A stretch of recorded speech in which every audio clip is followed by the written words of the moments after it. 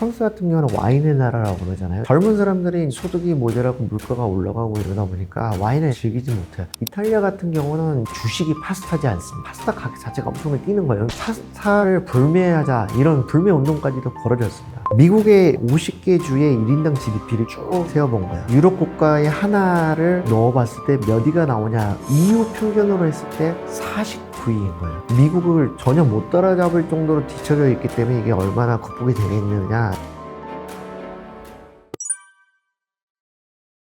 일단은 유럽에 좀 살아보면요, 확실히 이민자들이 많이 들어와서 그 사람들과 원래 살던 이 백인 주류 사회와의 팽팽한 갈등 관계랄까, 이제 어떤 살얼음판을 걷는 듯한 그런 느낌이 있지 않습니까? 이제 그런 게 확 느껴지거든요. 가끔씩 막 길거리 가다가 보면은 피부색이 다른 사람들끼리 싸우는 광경 같은 걸 종종 보게 되는데 긴장이 돼 있어요, 사회 전반적으로. 그리고 이제 경제적인 활기 이런 것도 떨어져 있습니다. 제가 이제 파리 시내에서 샤르르골 공항이 파리 북쪽에 있거든요. 그쪽으로 가는 고속도로 편에 프랑스의 대표적인 자동차는 푸조 있지 않습니까? 푸조의 공장인데 방치되어 있는 공장터를 한번 취재를 한 적이 있는데, 사락해 간다는 그런 느낌 같은 건 약간 을씨년스러운 그런 느낌을 좀 받았거든요. 그리고 이제 기본적으로 규제가 많고 생산 비용이 높은 사회체제를 갖고 있기 때문에 유럽 기업들도 스스로 밖으로 많이 나가버리거든요. 단적으로 코로나 사태 때 보니까 프랑스 마크롱 대통령이 굉장히 한을 담아서 한탄했던 게 뭐냐면, 인공호흡기가 모자란 상황인데 인공호흡기 제조업체가 프랑스에 없었던 거예요. 왜냐면 해외로 다 나가버렸었거든요. 경제적으로 계속 위축되고 사람들이 살기 팍팍하다고 느끼는 그런 어려운 부분들, 그런 게 이제 실제로 체감이 되는 부분들이 많이 있습니다.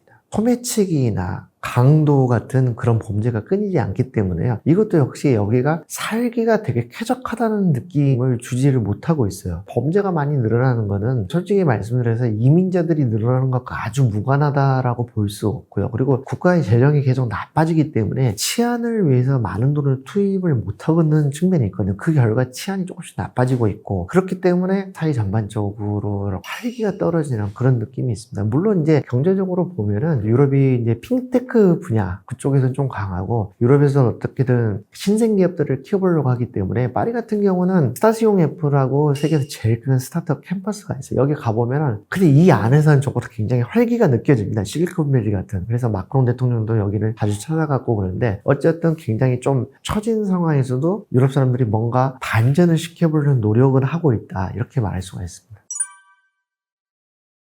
어느 정도는 사실이라고 봐야 됩니다. 유럽에서 실제로 밥을 굶는 사람들이 적지 않게 있다고 봐야 됩니다. 여러분들 푸드뱅크라는 거 아시죠? 푸드뱅크라는 게 이제 기부를 받아가지고 저소득층이나 이제 독거노인이나 결식아동들한테 먹을 거를 제공을 해주는 NGO 같은 거지 않습니까? 유럽에 푸드뱅크가 약 350개가 있습니다. 그래서 이제 그게 뭐겠어요? 그만큼 밥을 제때 못 먹는 사람도 꽤 있다는 거고요. 근데 영국에 보면 트루셀 트러스트라는 영국의 제일 큰 푸드뱅크가 있습니다. 여기서 음식물을 담은 상자를 작년에 300만 개를 전달을 했어요. 그런데 이게 10년 전인 2013년에 30만 개를 전달을 했을 때 영국 언론은 물론이고 그 당시 한국 언론에서까지 세상의 G7 국가의 선진국인 영국에서 구호물자를 받아가지고 그렇게 해서 이제 끼니를 때우는 사람이 뭐 30만 명에 가깝다. 그러니까 이제 상자가 30만 명이기 때문에 실제로 이제 음식을 전달받은 사람의 숫자는 그보다 좀 적을 수가 있어요. 그런데 어쨌든 간에 30만 개만 해도 충격이다 그랬는데 작년에는 300만 개가 됐거든요. 물론 그 사이 기부금이 많이 좀 늘어난 측면이 있을 거고, 그리고 이제 이민자들이 많이 들어오니까 이민자들 중에 이제 못 사는 사람이 워낙 많다 보니까 그 사람들한테 주는 것도 있겠지만, 전반적으로 영국 전체 그리고 유럽 전체에 밥을 굶는 사람들이 적지 않게 있다, 이렇게 볼 수가 있습니다. 유럽 언론들에 나오는 기사들을 보면요, 유럽에서 마트에서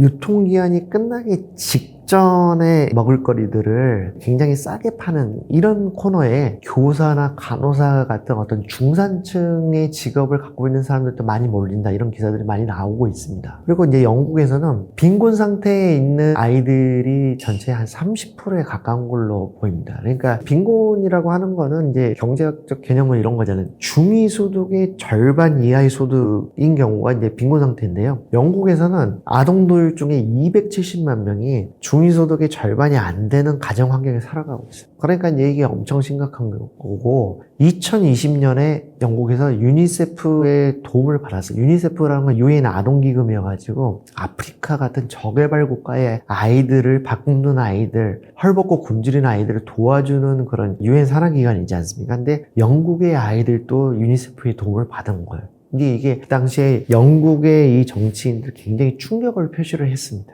그래서 유럽 경제가 나빠지다 보니까 실질적으로 유럽 사람들이 평소에 먹고 마시고 즐기는 어떤 이런 액티비티가 크게 제약이 되고 있습니다. 프랑스 같은 경우는 와인의 나라라고 그러잖아요. 근데 젊은 사람들이 이제 소득이 모자라고 물가가 올라가고 이러다 보니까 와인을 옛날만큼 즐기지 않습니다. 그 앞선 세대만큼 즐기지 못해요. 이게 와인을 덜 먹는 이유가 여러 가지가 있습니다. 여러 가지가 있지만 기본적으로 와인이 비싼 술이라는 점이 작용을 하거든요. 그러니까 이제 유럽에서도 1인 가구가 늘어나고 있어요. 1인 가구 혼자 먹기에는 와인의 병이 되게 크기도 하지만 그 자체가 되게 비싸기 때문에 젊은 사람들이 와인은 점점 멀리하고 맥주를 많이 마시고 있어요. 그래서 그런 어떤 음주 패턴에도 어떤 변화가 있고요. 이탈리아 같은 경우는 주식이 파스타지 않습니까? 근데 파스타는 뭘로 만들어요? 밀로 만들지 않습니까? 근데 러시아 우크라이나 전쟁이 벌어지다 보니까 우크라이나나 러시아의 곡창지대에서 밀 생산이 좀 줄어들고 밀 수출이 줄어들다 보니까 나비 효과가 돼가지고 전 세계적으로 밀값이 엄청나게 올랐지 않습니까? 파스타 가격 자체가 엄청나게 뛰는 거예요. 이탈리아 사람들은 자기네 주식을 많이 못 먹게 되다 보니까 굉장히 불만이 커지고 파스타를 불매하자 이런 불매 운동까지도 벌어졌습니다. 근데 스페인에서는 또 어떤 일이 벌어지고 있냐면 스페인이 올리브유를 세계에서 제일 많이 만드는 나라거든요. 전 세계 올리브유의 40%를 스페인에서 만듭니다. 근데 정작 스페인 사람들이 올리브유 소비를 줄이고 있어요. 왜냐면 이게 이제 가뭄이나 기후변화 때문에 워낙 올리브유 가격이 뛰고 있으니까 스페인 사람들이 올리브유를 이렇게 맘 놓고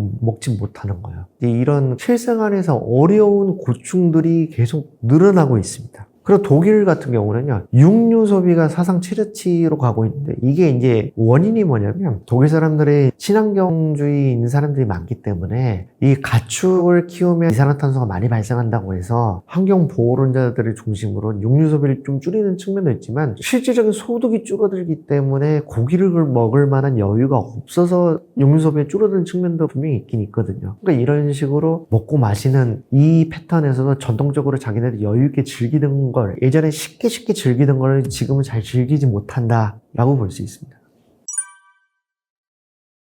임금이 실질적으로 체감하는 거는 줄고 있다고 봐야 됩니다. 왜냐면 아까도 말씀드렸지만 유럽이 인플레이션이 굉장히 심한데 그에 비해서 임금이 올라가는 속도는 더디거든요. 그러니까 굉장히 생활이 팍팍한데 미국이랑 비교를 해보면 좋아요. OECD 통계로 2022년 미국의 1인당 임금 대비 유럽 국가의 1인당 임금 평균인 걸 말하는 거죠. 이게 어느 정도냐면 미국이 100%라고 봤을 때 이때 독일이 76%, 그리고 영국이 70%, 프랑스가 69%, 독일이나 영국이나 프랑스라고 해봤자 미국 사람들이 버는 소득의 한 70에서 75%이 정도밖에는 안 된다는 거예요. 이탈리아하고 스페인은 미국 대비해서 아예 60%도 안 되거든요. 그러니까 굉장히 큰 차이를 보이고 있는 겁니다. 그러다 보니까 어떤 현상이 벌어지고 있냐면 일을 조금 더 하고 싶은 사람들이 꽤 있는 거예요. 그러니까 우리나라에서도 소득이 모자라는 분들이 투잡을 뛴다고 그러잖아요. 근데 유럽 경제가 별로 안 좋다 보니까 투잡을 뛰고 싶어도 못 뛰는 사람들이 꽤 있어요. 근데 이게 이제 어디서 나타나냐면 한국에서는 이제 물론 우리나라는 굉장히 근로시간이 길기 때문에 우리나라 근로시간 좀 줄여야 될 필요는 분명히 있습니다. 근데 유럽의 근로시간이 짧은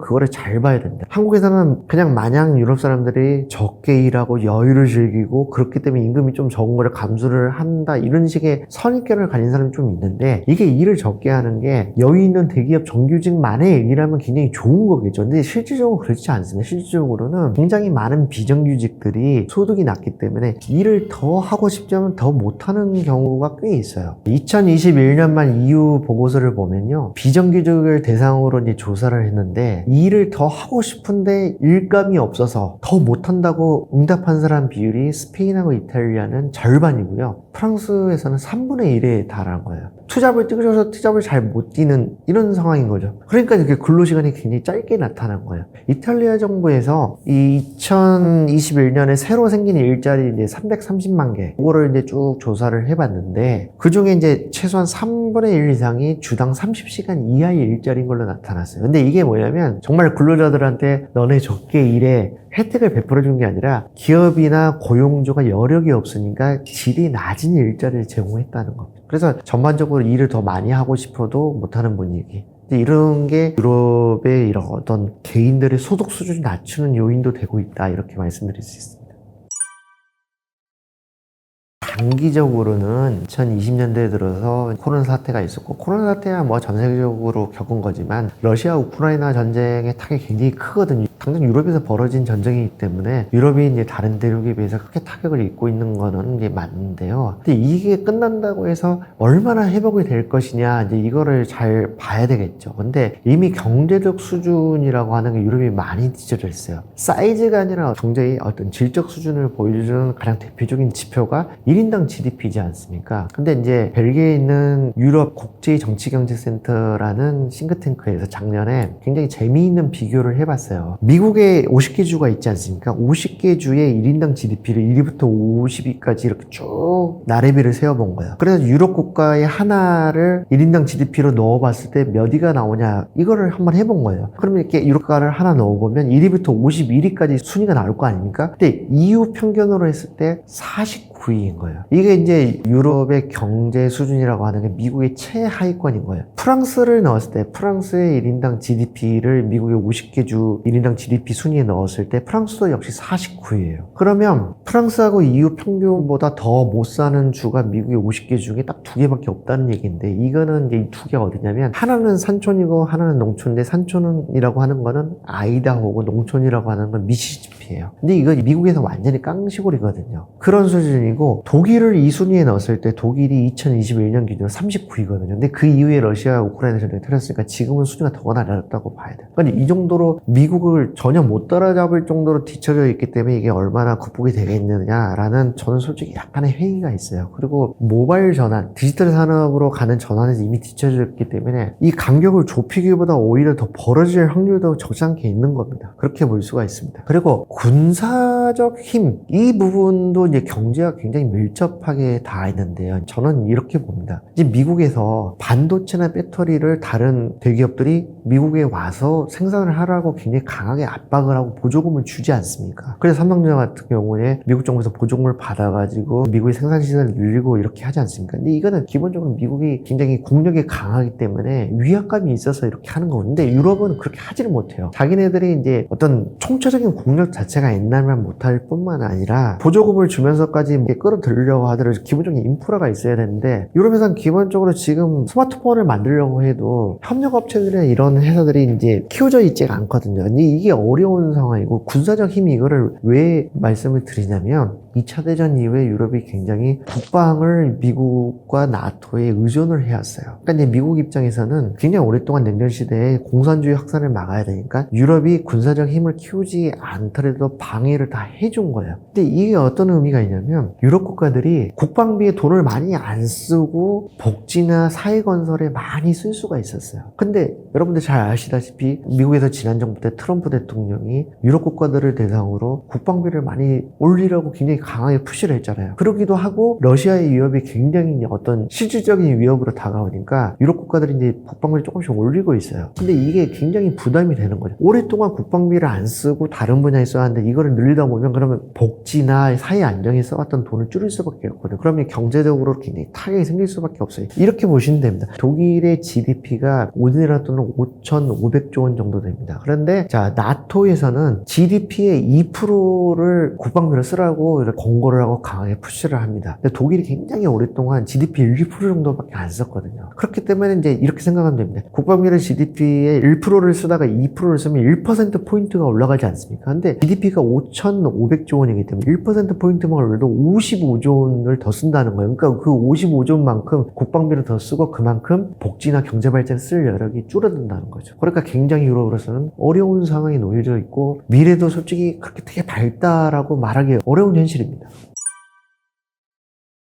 유럽이 경제적으로 조금씩 뒤처지는 거는 인태 시대, 인도 태평양 시대가 오는 거를 앞당길 확률이 높죠. 유럽이라는 플레이어가 있고 인도 중국과 같은 이 아시아 국가들이 있고 이제 북미가 있고 이런데 점점 더 이렇게 삼각축으로 움직이는 것보다는 아시아와 북미의 축으로 움직일 확률이 조금씩 높아지는 건데 이게 굉장히 이제 세계 경제에 미치는 영향, 전 세계의 어떤 구도에 미치는 영향은 부정적인 면이 클 거라고 봅니다. 그게 무슨 얘기냐면 유럽이 뭔가 굉장히 오랫동안 미국의 일방적인 독주에 대해서 좀 브레이크를 잡아주는 역할을 좀 했거든요. 유럽은 어떤 명분을 중시하고 평화를 더 중시하고 힘의 논리를 지향하면서 친환경도 중시하고 평화를 중시하고 이런 분위기가 있었는데 이런 규범들, 세계의 어떤 힘의 균형을 유지를 하고 평화를 유지하는 어떤 유럽식의 어떤 규범들의 힘이 조금씩 떨어지면서 전 세계가 이제 어떤 미국식 가치에 의해서만 굴러가는 미국의 일극 체제 이런 식으로 흘러가는 게 과연 좋은 것이냐 저는 굉장히 좀 회의가 있어요. 부자 미국 가난한 유럽이라는 책을 써서 이제 뭐 어떤 분들은 제목만 보고 오해를 해가지고 미국 편을 드는 거 아니냐 이렇게 하시는 분들도 있는데 그건 아닙니다. 이게 이제 유럽이 굉장히 경제적으로 왜 쇠퇴했냐 이 원인을 따져봐서 우리한테 도움이 되는 쪽으로 행동해보자 이런 거고 미국의 굉장히 어두운 면 그리고 미국이 일방적으로 세계를 흔드는 나라가 됐을 때의 이 어두운 측면 이런 것도 충분히 우리가 잘 봐야 된다 이렇게 생각을 하는데요. 어쨌든 저는 유럽이 이제 저력이 있기 때문에 어느 정도 어느 순간에 가가지고 이대로 도저히 안 되겠다 싶으면 뭔가 한골탈퇴하고 변화를 할 것 같은 그런 기대도 좀 있습니다. 그렇게 해가지고 유럽도 어느 정도 좀 경제적인 반등을 이뤄가지고 자 아시아 축 그리고 북미 축하고 어느 정도 균형을 좀 유지했으면 하는 바람이 있고 가까운 미래는 약간 좀 유럽에 대한 전망이 좀 어둡지만 조금 더 시간이 지나면은 리바운드 할 수도 있지 않을까 어떤 그런 기대도 해봅니다.